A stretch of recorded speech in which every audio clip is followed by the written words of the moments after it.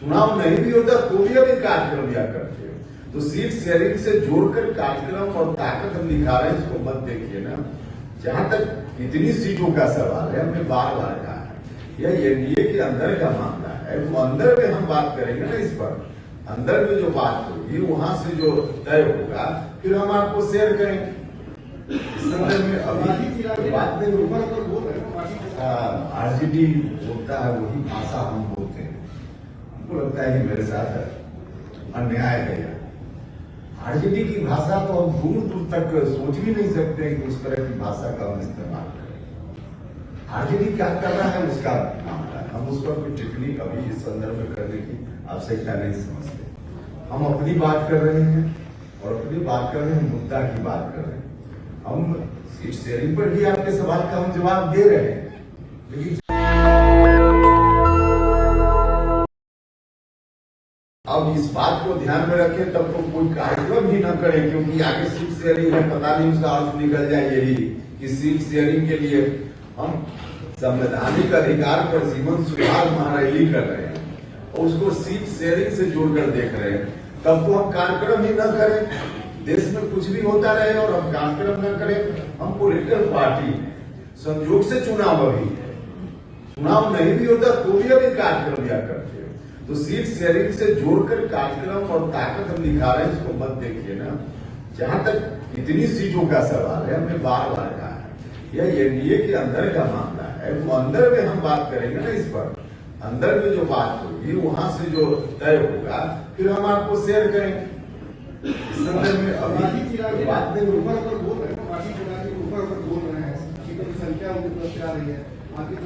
अब कोई जरूरी नहीं है कि दूसरे लोग जो करें हम उसका अनुकरण करें। जब आप कह रहे हैं कि पॉलिटिकल की बात कर रहे हैं और काफी आगे बढ़ रहे हैं, तो लोग ये भी कह रहे हैं पॉलिटिकल कि आप भी वही राजनीतिक भाषा का इस्तेमाल कर रहे हैं जो महागठबंधन के नेता विदेशी अगर कर रहे हो तो 65% जो आरक्षण की बुनियाद है उसको बढ़ाया गया। तो पॉलिटिकली तौर पर जो भाषा आप इस्तेमाल कर रहे हैं वो कर रहे हैं, इसके लोग कह रहे हैं कि क्या एनडीए के भीतर सीट से ही अभी तात्कालिक मसला जरूर है, लेकिन पार्टी के भविष्य का जो मसला जुड़ा हुआ है। इसके पहले आपने पार्टी बुलाए, पीपी लाए, फिर नई पार्टी के साथ आए, तो लोग इसके फिर माफ कीजिएगा, आपने जो आकलन किया कि हम जो भाषा आरजेडी बोलता है वही भाषा हम बोलते हैं। हमको लगता है कि मेरे साथ अन्याय है। आरजेडी की भाषा तो हम दूर दूर तक सोच भी नहीं सकते कि उस तरह की भाषा का हम इस्तेमाल करें। आरजेडी क्या कर रहा है उसका मामला है, हम उस पर कोई टिप्पणी अभी इस संदर्भ में करने की आवश्यकता नहीं समझते। हम अपनी बात कर रहे हैं और अपनी बात कर रहे हैं, मुद्दा की बात कर रहे हैं। हम सीट शेयरिंग पर भी आपके सवाल का हम जवाब दे रहे हैं, लेकिन जवाब हम वही देंगे तो उसको उचित लगेगा। उपेंद्र जी, मैं नवभारत से पीयूष शुक्ला। लगातार राहुल गांधी बिहार का दौरा कर रहे हैं और वो जातिगत जनगणना की बात कर रहे हैं, आप सीमा की बात कर रहे हैं। राहुल गांधी के बिहार के दौरों का कितना इम्पैक्ट देखते हैं आने वाले दिनों के विधानसभा में? देखिए, जाति जनगणना की बात जहाँ तक है तो यह इस मामले का तो पटाक्षेप हो गया, क्योंकि भारत की सरकार ने बजाबता मान लिया है, घोषणा हो गई है, डिसीजन हो चुका है सरकार का कि जो अभी सेंसस होना है उस सेंसस के साथ साथ जात की भी गिनती हो, तो इसका पटाक्षेप हो गया। अब इस बात की क्रेडिट लेने के होड़ में राहुल जी भी शामिल है और विपक्षी और लोग भी शामिल है। सब लोग को मालूम है कि क्रेडिट चाहे लाख कोशिश करें, इनको क्रेडिट नहीं मिलेगा। जब तक मतलब वर्षों तक इनकी सरकार रही केंद्र में, देश के अलग अलग राज्यों में कांग्रेस पार्टी और बिहार में आरजेडी जो विपक्ष में बड़ी पार्टी है, लालू यादव जी स्वयं केंद्र की सरकार में इतनी बड़ी ताकत में रहे हैं, उस वक्त जो चाहते वह काम भारत की सरकार को करना पड़ता। उस वक्त इन लोगों को जात की गिनती का मसला नहीं दिखाई दिया। चाहते लोग तो कब का हो गया रहता, तो उस वक्त नहीं दिखा। अब विपक्ष में है तो इसलिए इस तरह के मुद्दा को उठा रहे हैं। जनता सारी चीजों को समझ रही है। इस काम को ईमानदारी से अगर सोशल जस्टिस जिससे रिलेटेड जातीय जनगणना भी है, अगर कोई कर रहा है तो अभी भारत के प्रधानमंत्री नरेंद्र मोदी जी कर रहे हैं, भारत की सरकार कर रही है। इसलिए राहुल जी के बोलने का, बिहार आने जाने का कोई मतलब नहीं है, कोई अर्थ उसका नहीं, कोई लाभ उनको भी नहीं मिलने वाला। उपेंद्र जी, एक सवाल सर, ये जाति जनगणना नरेंद्र मोदी का एक रैली हुआ था विक्रमगंज में, उसी समय आपका एक भाषण वायरल हुआ। आप उसमें कह रहे थे उपेंद्र कुशवाहा को कुछ लोग खत्म करना चाहते हैं, लेकिन वो लोग सोच ले उपेंद्र कुशवाहा जुटेंगे तो सामने वाले लोग इसके ऊपर इशारा। हम एनडीए में हैं, लोकसभा चुनाव का अनुभव सब लोगों के सामने है। अगर काराकाट का उम्मीदवार एनडीए का नहीं हारता तो अगल बगल भी एनडीए नहीं हारता, यह बात तो स्पष्ट है। आगे ऐसी स्थिति न आवे, हम इस बात को लेकर सचेत करना चाहते हैं अपने साथी। और कोई भी स्ट्रेटजी हम आगे की बनाते हैं तो पुराना जो एक्सपीरियंस है उससे कुछ सबक लेते हैं और आगे की स्ट्रेटजी में उसको शामिल करते हैं ताकि आगे की स्ट्रेटजी दुरुस्त हो। यही बात तो हम बोल रहे हैं। और स्वाभाविक रूप से वहां उपेंद्र कुशवाहा हारा, पूरा एनडीए हारा।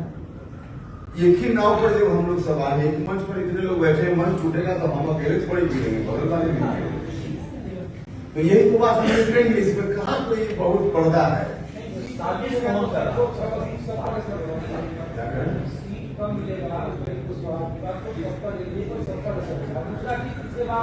सीट कम और ज्यादा का तो विषय ही नहीं है यार, कुशवाहा जी आप कितनी जबरदस्ती जोड़ रहे हैं उसे। सीट कम ज्यादा का विषय नहीं है। कुशवाहा जी कितनी सीट की बात करेंगे आप? बिहार में विधानसभा के चुनाव लड़े थे, केंद्रीय राजनीति में चिराग पासवान भी कर रहे हैं कि बिहार जाकर चुनाव उपेंद्र कुशवाहा आप सब लोगों की कृपा और बिहार की जनता की कृपा से देश में 40 सदन संविधान ने बनाया है ना। 2 सदन दिल्ली में, 2 सदन राज्य में, 4 सदन में तो वही आए हैं, चल ही रहे। हमको कहाँ चिंता है कि अपने विधानसभा लड़ने। सर, एक जाति जनगणना से एक सवाल है मेरा कि मनोज झा ने सवाल खड़ा किया है। उन्होंने कहा है कि जो केंद्र सरकार ने ऐलान किया जाति जनगणना कराने का, ये एक तरह से छलावा है। उन्होंने बात इसलिए कही, उन्होंने कहा कि ये ओबीसी के आंकड़े जारी नहीं करना चाहते। ओबीसी के आंकड़े, ओबीसी के आंकड़े जारी नहीं करना चाहते मनोज झा। सभी जात का आंकड़ा जारी हो जाएगा तो ओबीसी का आंकड़ा तो छिपेगा। कैसे? सभी जात का आंकड़ा जारी होगा, ओबीसी का आंकड़ा कैसे छिप जाएगा उसमें? आज का जो प्रेस कॉन्फ्रेंस का आयोजन किया गया है, जिसमें अखिल भारतीय परिवार कल्याण संपद जायसवाल महासभा के राष्ट्रीय अध्यक्ष राजीव कुमार जायसवाल जी के साथ सैकड़ों लोग जो है आज राष्ट्रीय लोक मोर्चा में शामिल हुए। क्या कुछ कहना चाहिए राजीव कुमार जायसवाल जी? ये तो कह चुके हैं, जो कह चुके हैं। और कोई बात तो पूछ रहे हैं। साहब आपके से कोई रणनीति अलग से चिराग पासवान दावा कर रहे हैं कि वोट जीत का लिए इसकी क्षेत्र में लगातार एनडीए हाथी रही है, इस पर बेहतर हो। देखिए उसमें बिल्कुल रणनीति स्पष्ट है। आपके बिना तो नहीं होगा ऐसा। मेरे भी अब एनडीए में है ही तो मेरे बिना क्या कहा कोई। जैसे वहां स्पष्ट है, वही बोल रहे हैं, शाहबाद का इलाका और मगध का इलाका, इसमें लोकसभा के समय भी अपेक्षा के अनुकूल परिणाम एनडीए के लिए नहीं आया और उसके पहले बिहार विधानसभा का 2020 का चुनाव, उसमें भी परिणाम अनुकूल नहीं आया। इसका एक ही कारण है, एनडीए का वोट जो वहां है इस इलाके में, उस वोट को एक साथ कीजिए तो उसके मुकाबले कहीं महागठबंधन नहीं टिकता है। यही वोट डिवाइड हो जाता है कहीं किसी कारण से, तब एनडीए उस बार हार जाता है और महागठबंधन को खा जाता है। इस बार की रणनीति उन इलाकों के लिए ऐसी होनी चाहिए, यह जो वोट है एनडीए का वह डिवाइड नहीं हो, एक साथ आए। बस इतना ही तो करना है। एनडीए के वोट को एक साथ हम लोग मिलकर करने में कामयाबी हासिल कर लिए, महागठबंधन साफ हो जाएगा, मतलब परिणाम ठीक उल्टा हो जाएगा। यही जो रणनीति है वहां। मेरा एक सवाल है, पवन सिंह का टिकट रुके भाई।